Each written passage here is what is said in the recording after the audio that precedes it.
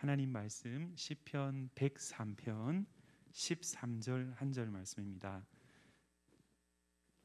시편 103편 13절 한 절 말씀.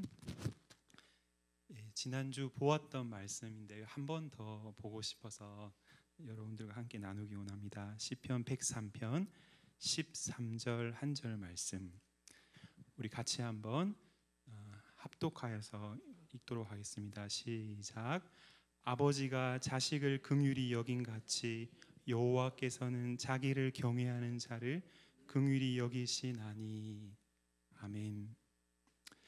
오늘 우리가 읽은 시편 이 한 구절을 비롯한 성경의 곳곳에서 하나님은 우리에게 말씀하시기를 온 천지와 만물을 창조하신 창조주 여호와 하나님이 저와 여러분들의 아버지가 되신다, 그렇게 말씀하여 주십니다. 이 사실을 우리의 삶 속에 날마다 생생히 누리는 것, 그것으로 인해서 우리의 신앙은 놀라운 기쁨과 실제적인 인생을 살아갈 힘과 소망을 발견하게 되는 것입니다. 만약 그가 참된 아버지라면 자녀를 긍휼한 사랑으로 돌보는 것처럼 온 세상의 창조주가 되시는 하나님께서 우리의 참되신 주인이신 그분이 저와 여러분들을 자녀로 돌보시는데 긍휼함과 사랑으로 돌보시고 지금도 그 사랑으로 우리를 붙잡고 계신다는 것이 바로 그분의 아버지 되심의 선언인 것이죠. 이것이 바로 성경과 복음이 우리에게 전하는 놀라운 선언입니다. 컴패션이라고 하는 구호단체를 아마 들어보셨을 텐데요. 그 의미를 분해해서 한번 파악해 보면 컴은 뭐뭐와 함께 이런 의미가 있고, 패션은 열정이라고도 표현하지만 실은 원래 의미는 순환봄, 고난당함, 이런 의미가 있어요. 그래서 패션 오브 크라이스트 하면 이제 그리스도의 고난보심을 의미하는 것인데 13절에 긍휼함이라고 번역된 단어가 바로 이 영어 단어 컴패션의 번역이다라고 하는 것이죠.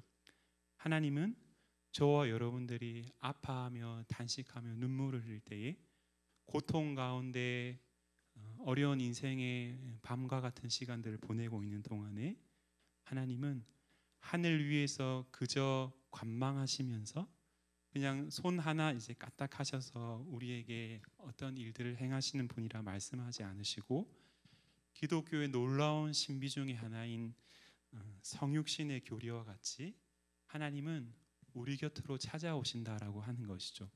우리의 약함을 그분은 체험적으로 아시기 때문에 우리가 탄식하며 눈물을 흘리는 그 눈물을 그분은 몸소 겪어 아시는 분이시다.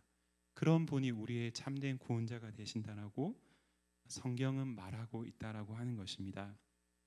그 하나님이 우리의 아픔을 함께 느끼며 친히 돌보시는 그 마음이 바로 컴패션, 곧 긍휼하심의 마음이다라고 하는 것이죠.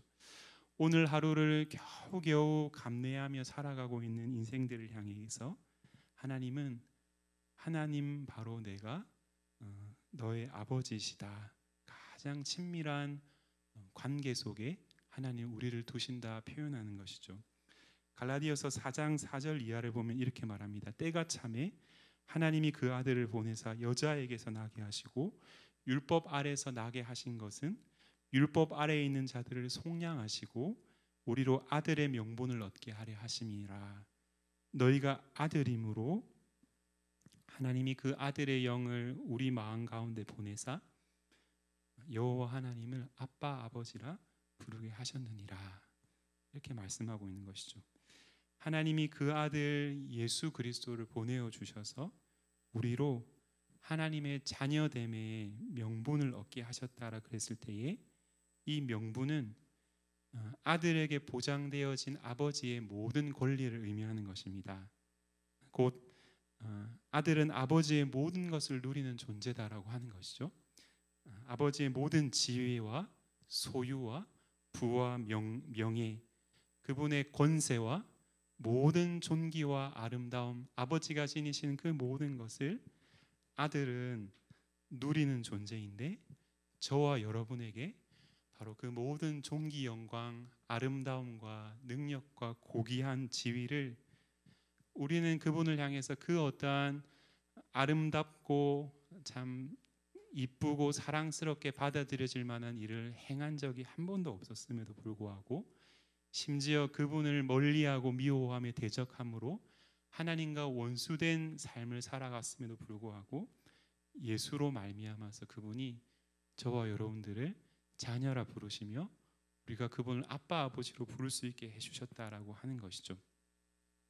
우리의 약함을 몸소 경험하여 아시는 그분이 우리를 위해서 날마다 사랑을 고백하시는 가운데 그 사랑을 당신 자신의 전부인 생명을 주심으로 확증해 주신 그분이 우리로 하여금 예수로 말미암아 하나님을 아빠 아버지로 부를 수 있게 하셨다는 것이죠. 이 사실을 전해 들었을 때에 실은 그저 고개를 끄덕끄덕하면서 동의하고 이해하는 수준으로 반응할 수는 결코 없다는 것입니다.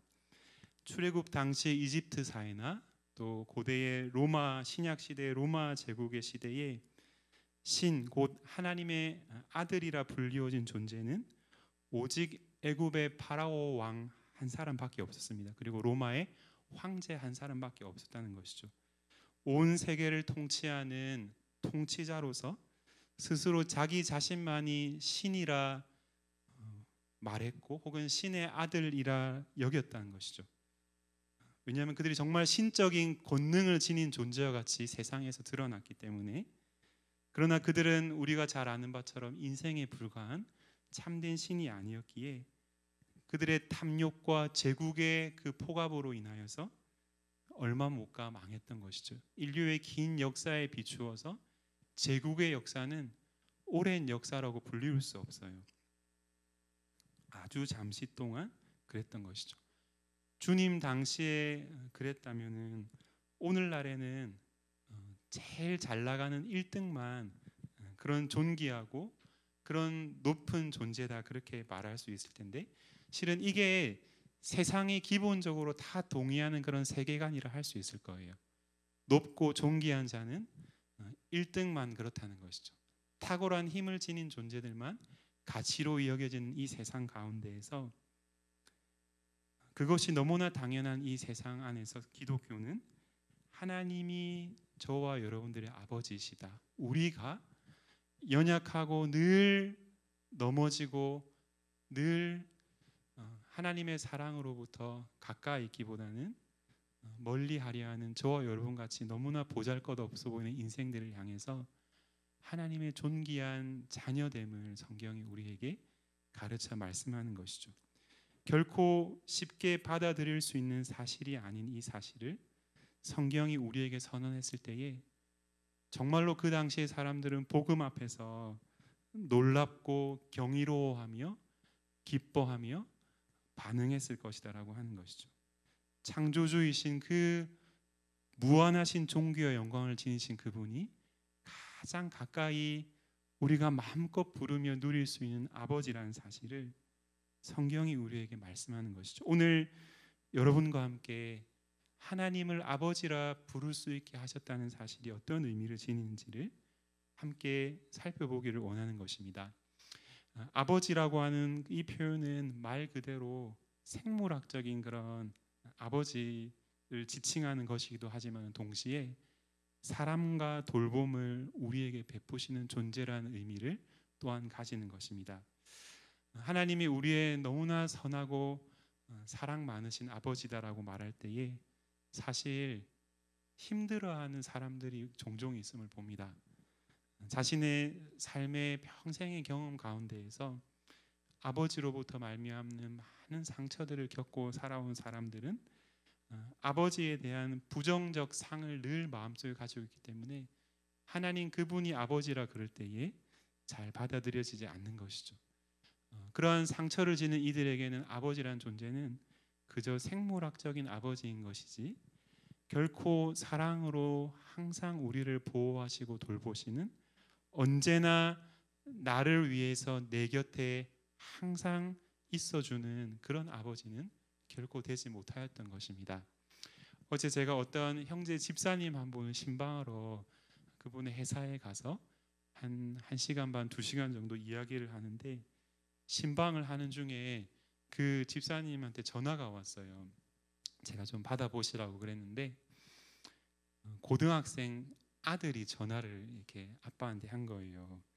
근데 저는 뭐 지금도 아버지한테 전화를 막 자주 많이는 잘 못하는데 그 질풍노도의 시기에 있는 사춘기 아들들이 아빠한테 전화한 것을 보는 게 참 신기한 경험이더라고요. 근데 이 아들이 제가 신방하는 동안에 한 두세 번 정도 전화한 것 같아요. 근데 아빠 부르면서 아빠와 너무 살가운 대화들을 많이 하는 거예요. 물론 이제 아들이 아빠한테 전화하는 거는 이제 좀 용돈이 떨어지거나 아니면 좀 자기 필요한 거 가지고 이렇게 아버지를 찾는데 아빠한테 아주 시시콜콜한 소소한 자기의 어떤 문제나 어려움들을 아빠한테 너무 자연스럽게 오픈해가지고 막 요청을 하는 거예요. 아빠한테 막 주민등록번호가 뭐냐고 물어보더라고요. 본인이 자기 주민등록번호를 모르고 아버지가 아들의 주민등록번호를 아셔서 이렇게 막 가르쳐주고 막 그러시더라고요. 아들은 끝없이 아빠를 찾고 아빠의 기대고 아빠를 의지할 수 있는 그런 존재인 것이죠. 왜 그러냐 물어보면은 아빠니까 다른 이유가 없는 것이죠. 아버지의 진짜 의미는 그저 낳았다라고 하는 생물학적 부모됨에 있는 것이 아니라 그것만으로 국한되는 것이 아니라 사랑으로 돌보는데 자기의 모든 것을 아끼지 않고 내어주기까지 사랑하는 그런 존재가 바로 아버지이고 오늘 성경이 우리에게 가르쳐주는 하나님이 우리의 아버지 되신다는 말씀의 의미도 그런 의미가 있는 것이죠. 우리가 하나님과 그런 특별한 관계 속으로 들어가게 된 근거를 성경 요한복음 1장 12절은 이렇게 말합니다. 영접하는 자, 곧 그 이름을 믿는 자들에게는 하나님의 자녀가 되는 권세를 주셨으니 성경은 우리의 그 어떠함을 근거로 하지 않고 우리가 단지 그리스도라고 하는 분의 이름을 믿음으로 말미암아서 그리스도 예수와 함께 그분 안에서 하나님과의 특별한 관계 안으로 들어간다는 사실을 말씀합니다.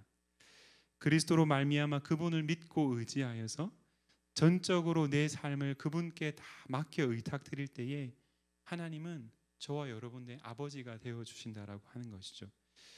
신약의 이 믿음이라고 표현되어진 이 표현을 구약의 단어로 구약의 언어로 표현할 때 우리는 경외라고 하는 말로 그 믿음을 대치해서 이해할 수 있습니다. 하나님을 경외한다라 그랬을 때의 이 경외함은 1차적으로 두려워하고 떠는 것을 의미하는데 그런데 우리가 두려운 존재는 보통 멀리하거나 피하잖아요. 그런데 하나님을 경외한다라 그랬을 때 이스라엘 백성들은 그분을 두려워하는 마음을 가지면서 동시에 결코 멀리하거나 피하는 것이 아니라 점점 더 그분을 향해 가까이 나아가는 태도를 경외함이라고 하는 단어 속에서 표현하기를 원했던 것 같아요. 왜냐하면 그분은 존귀한 무한한 거룩하심을 지닌 분이시기 때문에 우리 앞에 두려워할 존재이시긴 하지만은 그러나 그분은 선하고 사랑이 많으신 우리의 아버지와 같은 분이시기 때문에 가까이 더 가고 싶은 존재다라고 하는 것이죠. 실은 이 구약의 경외라고 하는 이 말은 사실 우리 자신을 그분께 전적으로 의탁할 때만 가능한 반응으로서 신약의 믿음과 동일한 단어인 것이죠. 우리가 읽은 시편 103편의 17절과 18절을 한번 보십시오. 이 경외라고 하는 말은 오늘 성경을 보니까 특별히 언약이라고 하는 말과 연결되고 있음을 볼 수 있습니다.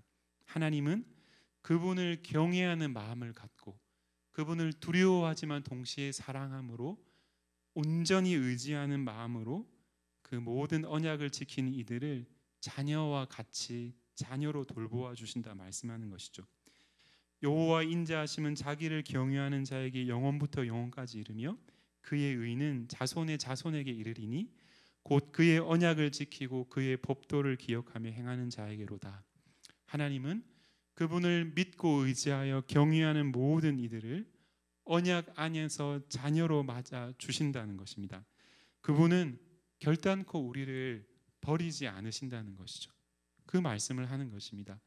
심지어는 우리가 그분을 멀리하며 그분을 버린다 할지라도 하나님은 한 번 언약 백성으로 삼으신 저와 여러분들을 결단코 버리지 아니하시기에 여호와의 인자하심이 영원부터 영원까지 이른다. 그렇게 시인은 고백했던 것이죠. 대표적인 사건을 하나 예를 들어 말씀드려 보겠습니다. 창세기 15장에 최근에 담임 목사님을 통해서 우리가 들었던 본문을 보면요, 아브라함이 전쟁에서 승리하고 난 이후지만 그러나 불안하고 막막한 미래로 인해서 또 하나님의 약속이 자기의 삶에 당장에 성취되고 있지 않은 사실로 말미암아서 두려워하고 밤에 잠을 못 이루고 있을 때에 하나님께서 아브라함에게 찾아오셔서 두려워하지 말라, 나는 너의 방패고 너의 가장 지극히 큰 상급이니라, 이렇게 말씀하면서 하늘의 무별을 보라 하시고 너의 자손이 이와 같이 많을 것이다, 이렇게 약속하시죠.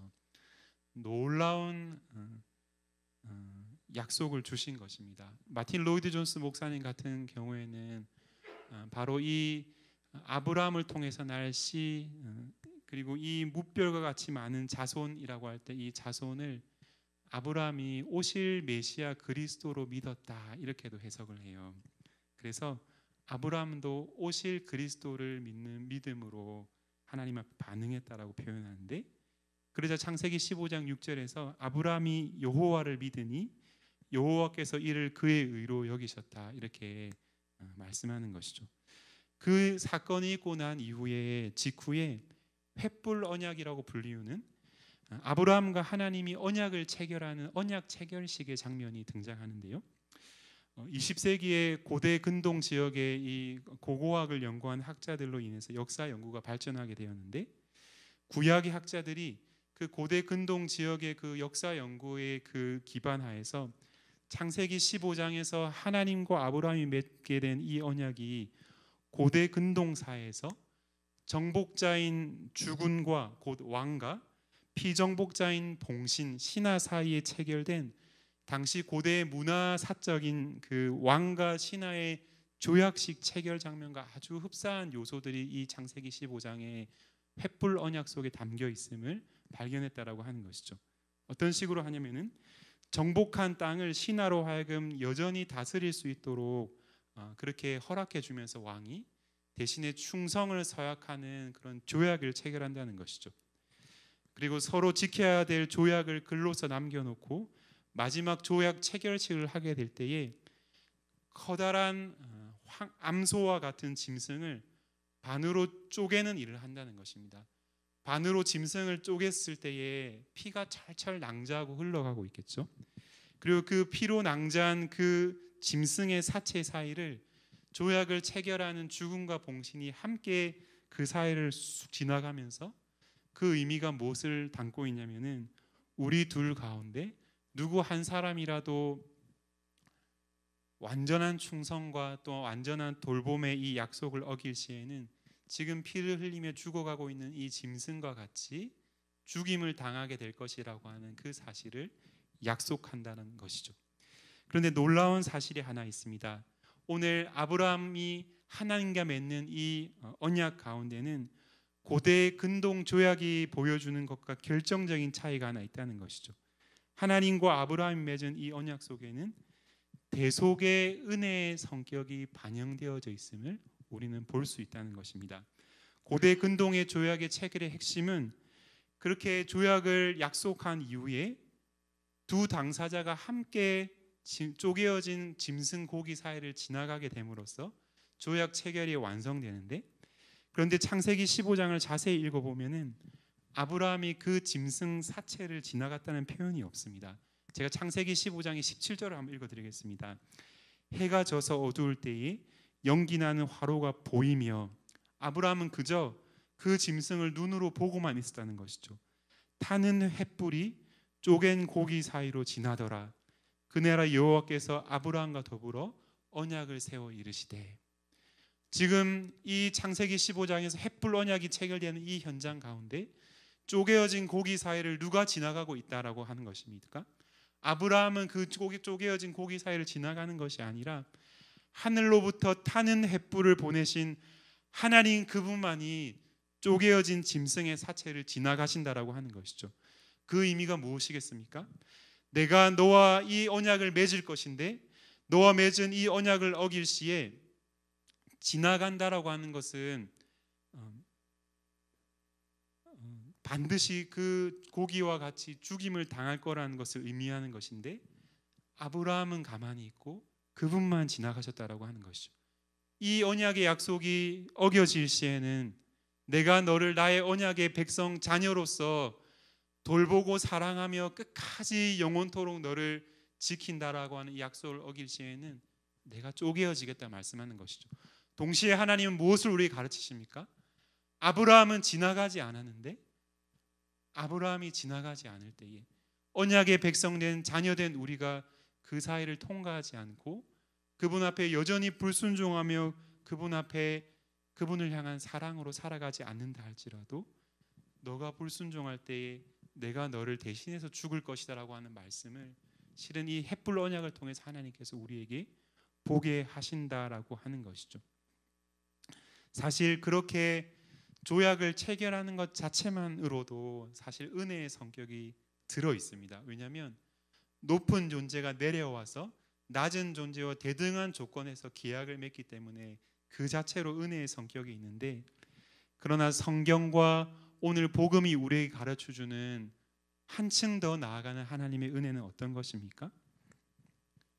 우리의 모든 불순종에도 불구하고 그분이 친히 홀로 그 쪼개어진 짐승 사이를 지나가심으로 말미암아서 피로 흥건한 사망의 끔찍한 고통으로 가득한 그곳을 우리를 대신해서 그분이 홀로 지나가심으로 말미암아 그분이 당신의 생명을 내어놓으시기까지 우리를 돌보시고 사랑하시는 존재라는 사실을 우리에게 말씀하고 있는 것이죠.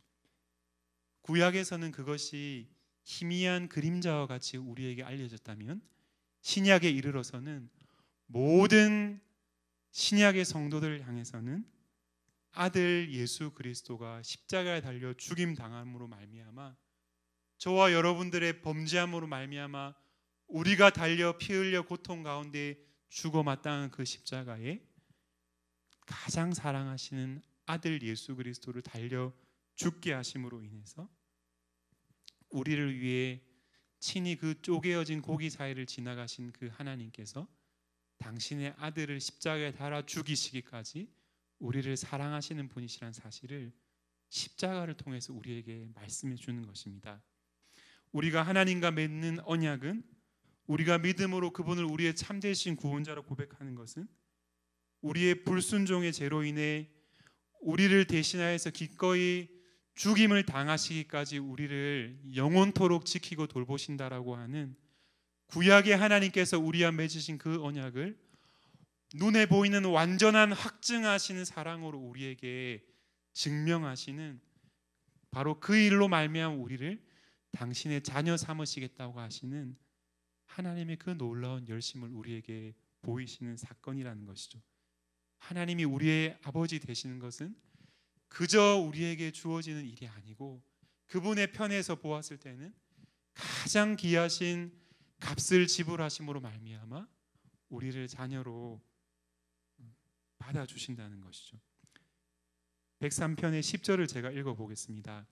우리의 죄를 따라 우리를 처벌하지는 아니하시며 우리의 죄악을 따라 우리에게 그대로 갚지는 아니하셨으니 동이 서에서 먼 것 같이 우리의 죄가를 우리에게서 멀리 옮기셨으며, 이와 같은 사실을 십자가에 달리신 구주 예수를 믿음으로 바라보며 실제적으로 경험하여 아는 모든 사람들을 세상은 로마 제국의 그 시대에 그리스도인이라 불렀습니다.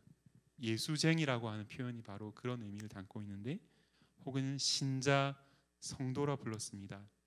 우리는 우리의 너무나 많고 많은 허물과 죄투성이 우리의 모습에도 불구하고 그리스도 예수 때문에 그분으로 말미암아 우리가 사랑받는 자녀라는 사실을, 하나님을 아버지라 부를 수 있게 되었다는 것을 압니다. 우리의 죄로 인해서는 형벌받아 죽어 마땅하지만 우리를 위해 대신 죽임 당하신 분 안에서 우리는 하나님을 아버지로 부르며 나아갈 수 있게 되었음을 알고 이 자리 가운데 서 있는 것이죠. 우리의 모든 더러운 허물과 죄와 수치, 모든 아름답지 않은 것에도 불구하고 우리를 사랑으로 돌보시는 분이 변함없이 우리를 팔을 벌려서 맞아주신다는 사실을 아는 사람들이 바로 저와 여러분인 것입니다. 그러므로 어려운 일을 당할 때에도 우리는 가장 안전한 보호 아래 그리스도와 함께 있다는 사실을 확신할 수 있는 것이죠.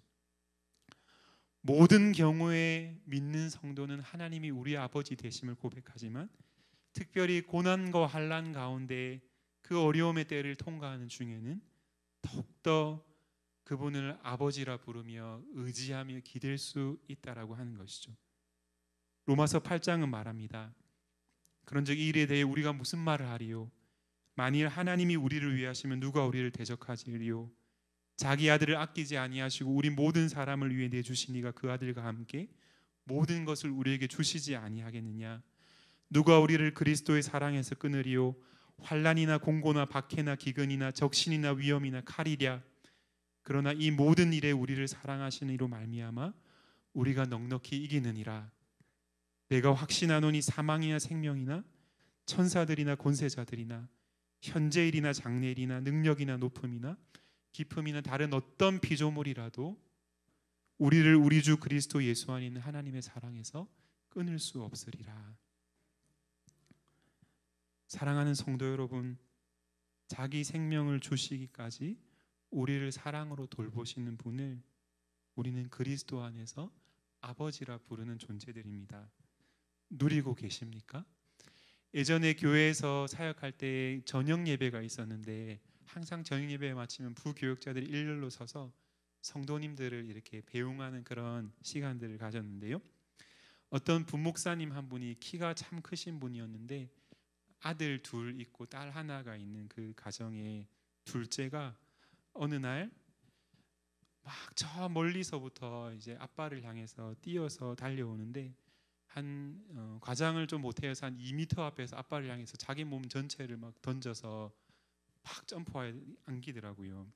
그런데 그 아버지는 한치의 실수도 없이 그 아들 전부를 몸으로 다 받아내면서 아들을 팍 안는 것을 제가 봤던 경험이 있습니다. 그때 제가 싱글이었는데 저게 아빠구나, 너무 듬직하다 했어요. 이렇게. 사랑하는 여러분, 누구입니까? 우리의 모든 전부를 아낌없이 던져도 한치의 실수나 오차도 없이 우리를 가장 안전하게 받아주시는 분이 바로 계시는데 그분이 바로 우리의 아버지 되시는 하나님이시다라고 하는 것이죠. 우리의 날마다의 삶을 그분께 달려가서 내 모든 전부를 다 던지기까지 그분을 의탁하며 살아가고 있습니까? 그분과 날마다 기도의 자리 가운데서 가장 친밀한 사귐을 고백하며 사랑의 교제를 나누는 가운데 그분께 감사함으로 그분께 머물러 살아가는 저와 여러분이 되기 원합니다. 끊을 수 없는 사랑으로 우리를 반겨 맞으시고 가장 큰 고난의 때 가운데 우리와 가장 가까이 계시는 그분이 우리를 새롭게 은혜로 회복시키실 것입니다. 그런 은혜가 우리의 삶 가운데 가득하기를 소원합니다.